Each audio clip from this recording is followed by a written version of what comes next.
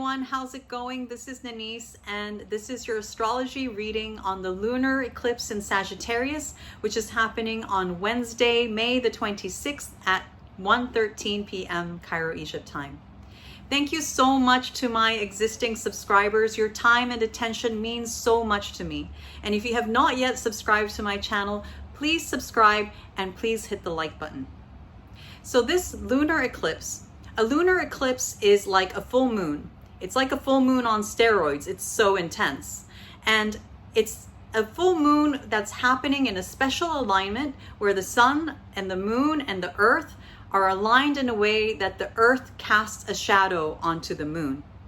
So the moon is going to appear darker, like it's going to be like a bit of a redder shade.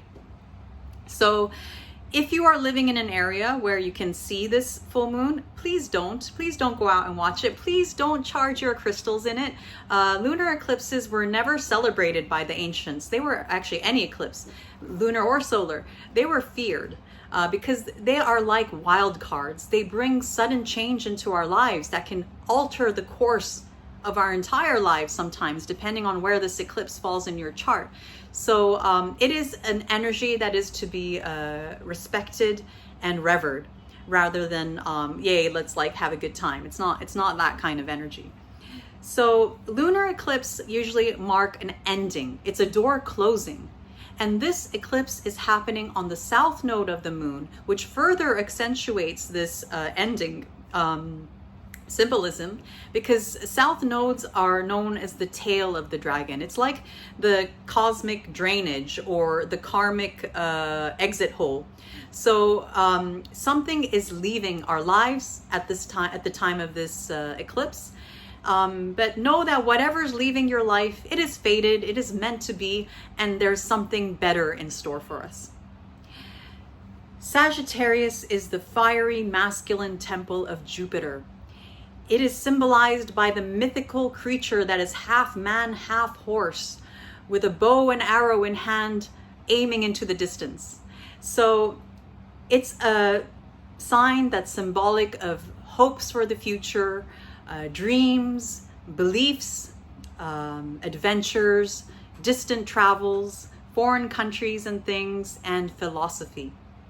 So this eclipse will mark some sort of ending to do with any of those topics I just listed, in combination with where this eclipse is going to land in your unique natal chart. If you'd like to know what that means for you specifically, please contact me for a reading.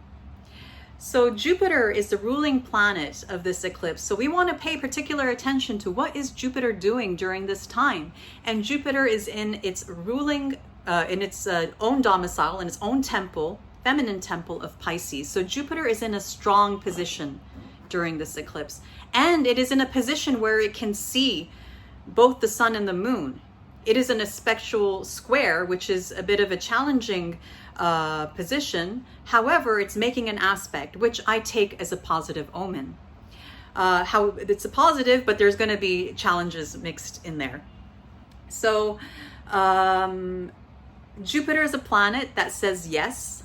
It likes to grow things. It likes to amplify things. It's supportive, and it brings blessings, and it confirms. So these are all things that we like. So this is a positive omen. However, the square aspect tells me, yeah, there's going to be challenges. However, these challenges are meant to be overcome, and hopefully they will be overcome triumphantly.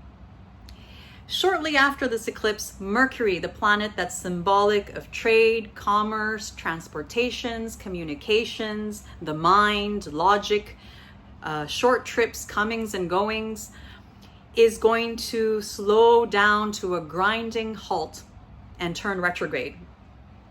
And it's going to turn retrograde on May the 30th, just a few days after this eclipse. To make things even more interesting, Venus, the ruling planet of love, beauty, romance, women, children, money, all the pleasant things, all the sweet things in life, is going to meet up with Mercury and then move on forward while Mercury turns retrograde.